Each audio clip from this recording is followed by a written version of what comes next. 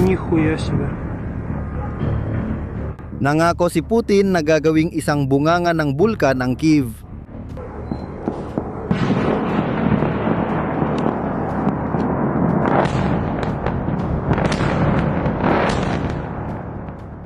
Ilang araw bago nito, isang pag-atake ng Ukraine ang tumama ng malalim sa teritoryong sinasakop ng Russia. Ayon sa Russia, 12-12 nang namatay. Kumalat ang mga larawan sa Russian TV at yun lang ang pinag-uusapan. Nabigla ang buong bansa. Uhaw sa dugo ang taumbayan. Nanghako ang gobyerno na ibibigay ito. Nagsabi silang tapos na ang pasensya at lumampas na ang digmaan sa puntong walang balikan. At ipinadala ni Putin sa kabisera ng Ukraine ang pinakakinatatakutang sandata ng arsenal ng Russia, ang Oreshnit. Ayon sa kanya, ang misil ay 10 beses na mas mabilis sa tunog. Na walang depensa sa mundo ang kayang magpabagsak, na naglalagablab ng kasing init ng ibabaw ng araw.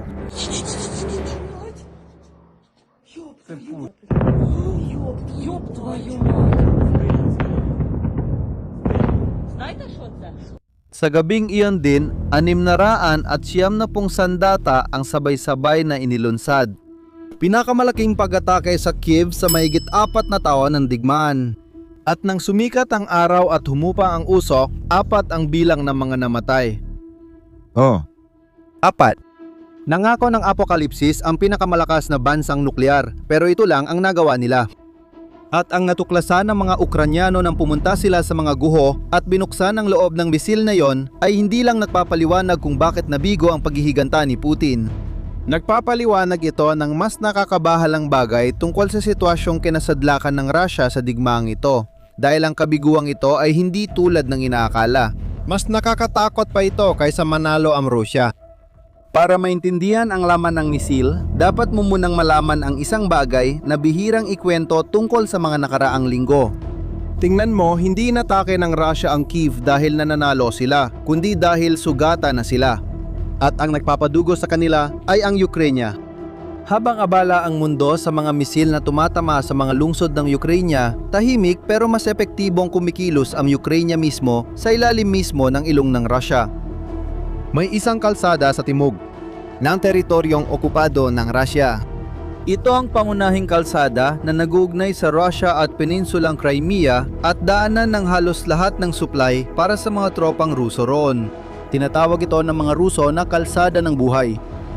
Nitong mga nakaraang linggo, naging iba na ito. Ginawang daanan ng kamatayan ng mga Ukranyano ang bahaging iyon. 12-12 ng mga sasakyang militar, mga truck ng gasolina, lahat sunog at kinakalawang sa kilid ng kalsada. Umabot sa puntong napakadelikado na mismong pinuno ng pananakop ng mga Ruso sa isa sa mga reyon ay napilitang maglabas ng kautusan na nagbabawal sa mga truck ng kargamento na dumaan sa isang buong bahagi ng kalsada. Isipin mo ang laki ng kahihiyan, hindi nga kayang panatilihing bukas ng sumakop na puwersa ang sarili nilang daanan ng supply. At hindi lang sa kalsada, natapos yon. Sinimula ng Ukraine na tumagos ng mas malalim, palalim ng palalim sa loob mismo ng Rusya. Tinamaan nito ang isang pabrika na nag-aayos ng mga eroplanong militar sa reyon ng Rostov. Tinamaan nito ang airbase sa Voronezh, pinabumulan ng mga jet fighter na bumubomba sa Ukraine. Tinamaan na naman ang lungsod pantalan ng Tuapse na may malaking refinery ng langis sa 5 beses sa ilang buwan. At umabot pa ito sa Crimea kung saan isang misil ang tumama sa gusali ng Bangko Sentral ng Rusya. Pansinin mo ang nangyayari, hindi ito Rusya na umaatake sa isang nagtatanggol na Ukraine. Ito ang Ukraine na binubutas ang depensa ng Rusya sa iba't ibang lugar at ipinapakita sa buong mundo na kaya nilang umatake kahit saan nila gusto. Kung gusto mong sundan ang digmaang ito based sa kung ano talaga ito at hindi ayon sa bersyon na gustong ipalabas ng bawat panig, mag-subscribe ka sa channel dahil eksaktong yan ang ginagawa natin dito linggo-linggo. At sa gitna ng lahat ng pagkubkub na ito, nangyari ang pag-atake na tuluyang nagpuno sa pasensya ng Rusya. Starobelsk. Kailangan kong maging tapat dahil may dalawang bersyon ng kwentong ito at wala pang tagalabas ang nakapagpatunay kung alin ang totoo. Noong madaling araw na ika-22 ng Mayo, isang pag-atake ng mga Ukrainian ang tumama sa mga gusali ng isang kolehiyo sa sinakop na lungsod ng Starobilsk. Hanggang doon, pareho ang sinasabi ng dalawang bersyon. Mula rito, nagkahiwalay na ang kanilang mga kwento. Sabi ng Ukraine, tinarget nila ang isang military na target, isang base ng elite na unit ng drone ng Russia na nag-operate doon. Sinabi ng Ukraine na tinitira nila ang infrastrukturang militar at sumusunod sa mga patakaran ng digmaan. Ibang kwento naman ang sinasabi ng Russia. Ayon sa kanila, masakar ito kung saan 21 ang namatay matapos tamaan ng mga drone ng Ukraine ang tirahan ng mga estudyante at paulit-ulit na bumalik para habulin ng mga tumulong sa nasugatan. Sino ba ang tama?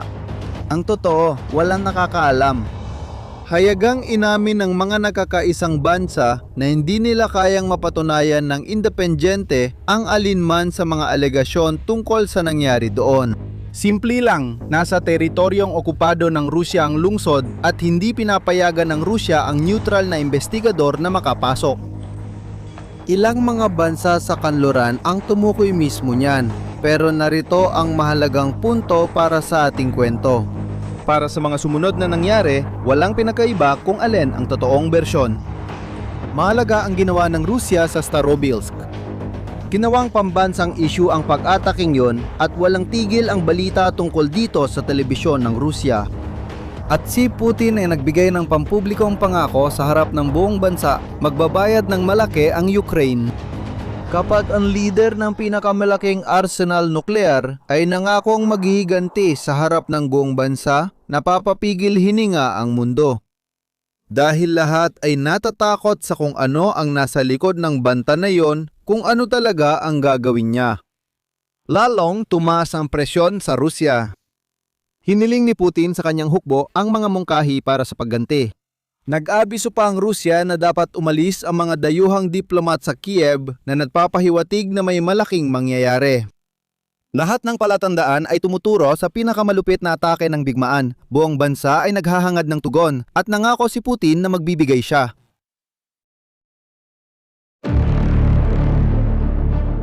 At dumating ang gabi ng ika-23 hanggang ika-24 ng Mayo, inatake ng Rusya. Malaki ito.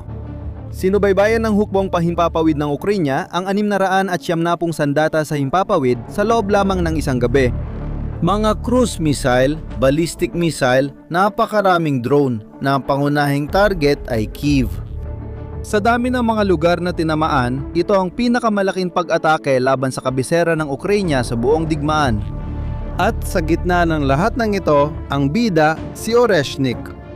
Sa ikatlong beses sa digmaan, pinakawalan ng Rusya ang misil na ipinagmamalaki ni Putin bilang pinakamalakas nilang sandata.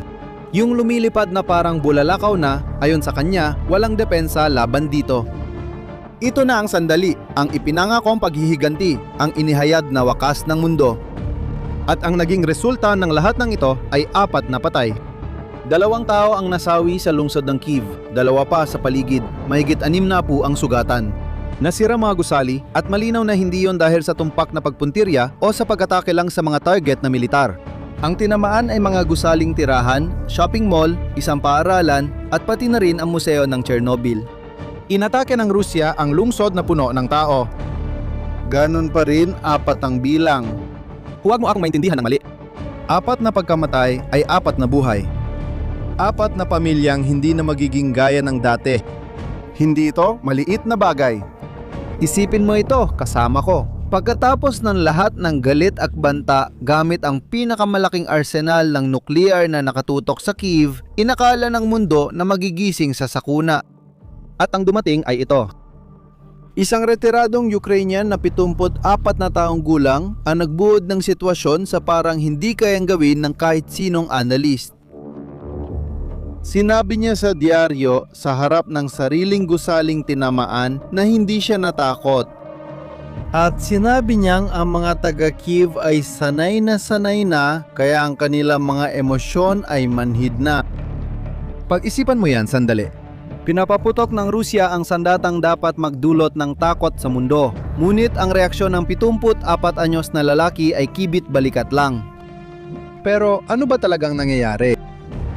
Dahil ba humina na ang Rusya? O baka naman itong super missile na ito ay isang ganap na panlilin lang? Dumating ang sagot nang pumunta ang mga Ukrainyano sa lugar kung saan bumagsak ang Oreshnik. Malapit sa isang lungsod na tinatawag na Bila Cherkva.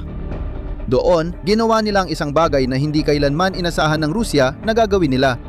Kinuha nila ang mga labi at binuksan ang loob ng misil. At ang laman nito ay isa sa pinaka nagpapaliwanag sa digmaang ito. Ang ogiba. Ang bahagi na dapat sumabog at sumira ay gawa sa konkreto. Mga blok ng metal at cast iron na may bigat na 50 kilo bawat isa, walang kahit 1 gramo ng pampasabog. At hindi ito aksidente o biglaang desisyon. Sinasabi ng mga Ukrainyano na natagpuan nila ang eksaktong parehong bagay sa 3 beses na ginamit ng Russia ang missile na ito. Isang pekeng ogiba. At may iba pa. Nang sinuri ng mga tekniko ang elektronikong bahagi, ang utak ng misil, natuklasan nilang gawa ang mga bahagi bago ang 2016. Mga piyesa na mahigit 10 taon na ang nakalipas. Isipin mo, ibinebenta ng Rusya ang Oreshnik na parang bagong misil na may pinakabagong teknolohiya. Isa sa mga eksperto ng Ukraine ang nagsabi na nagulat siya nang buksan niya ito dahil inaasahan niyang makakakita siya ng bagong teknolohiya pero kabaliktaran ang nakita niya. Mga lumang piyesa. At may isa pang mahalagang detalye dito. Malapit sa lugar kung saan bumagsak ang misil, may totoong target militar, isang paliparan.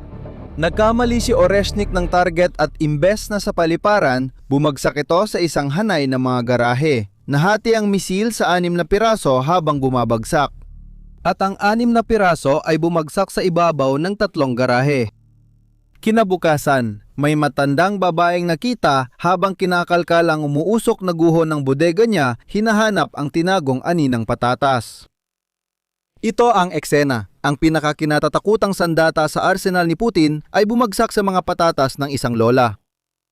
Kailangan nating maging realistiko. Ang Oreshnik mismo ay halos imposibleng maharang. Aminado ang mga Ukrainyano, sobrang bilis nitong lumipad para mapatigil ng depensa. Dito nagsisimula ang pinakakakaibang bahagi ng kwento. Bakit? Dahil ang misil na ito ay tunay na nakakasira lang kapag may totoong nuclear na ogiba sa loob nito. Iyan talaga ang dahilan kung bakit ito ginawa. Itong bersyon na nakikita natin dito na may karaniwang karga, sa totoo lang, napag-alaman ng mga eksperto na sumuri sa mga labi na may isang mahalagang konklusyon, hindi ito kayang pagganahin ng Russia ng maayos. Ang dahilan? Ang paraan ng mabilis na paglipad ng misil ay nakakaapekto sa katumpakan at karga nito. Kaya isipin mo kung ano talaga ang ibig sabihin nito. Pinaputok ng Rusya ang sandata na parang kulog ngunit walang kidlat at sinadya nila iyon. Dahil ang tanging paraan para matupad ng misil na iyon ang banta ni Putin ay kung lalagyan nila ng nuclear na ogiba. At hindi nilagay ni Putin yon, di ba? Bakit kaya? Ang paglalagay ng nuclear na ogiba ay magdudulot ng digmaang nuclear na ayaw simulan ng Russia. Kaya ang ipinadala niya sa Kiev ay hindi ang armas kundi ang mensahe ng armas.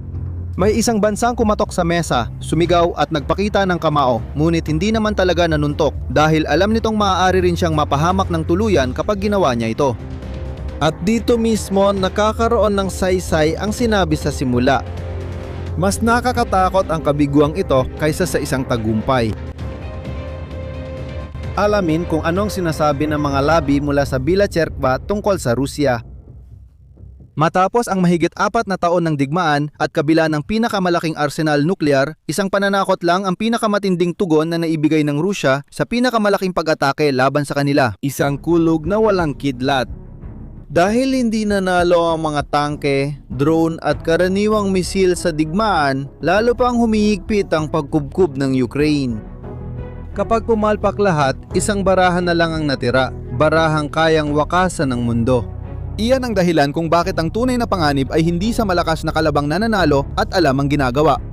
Ang panganib ay nasa kalabang na ipit na, nagawa ng lahat, hindi nakarating sa gusto niyang puntahan, pinipilit ng sariling tauhan na magpakita ng lakas at may tinatagong huling baraha sa bulsa. Ang tanong na nagpapabalisa sa mga analista sa buong mundo ay hindi kung makapangyarihan ba ang Rusya. Ang tanong ay kung ano ang gagawin ng isang bansa kapag natuklasan nitong hindi sapat ang lahat ng kapangyarihang taglay nito. Sa ngayon, ang Oreshnik ay lumipad na may konkretong karga. Sa ngayon, paalala pa lang yon. Pero malayo pa ang katapusan ng kwentong ito. Linggo-linggo, sinusulat ng digmaan ang bagong kabanata at narito kami para ikwento ito sa iyo gamit ang mga katotohanang di kadalasang ipinapakita. Mag-subscribe sa channel para di mo ma-miss ang susunod. Bilang pangwakas, iiwan ko sa iyo ang tanong, sa tingin mo, dapat pa bang seryosuhin ang banta ng Russia matapos makita ang misail na ito na puno ng konkreto? O baka naman puro palabas lang ito? Ikwento mo sa akin sa mga komento sa ibaba kung ano ang palagay mo. Hanggang sa susunod na video.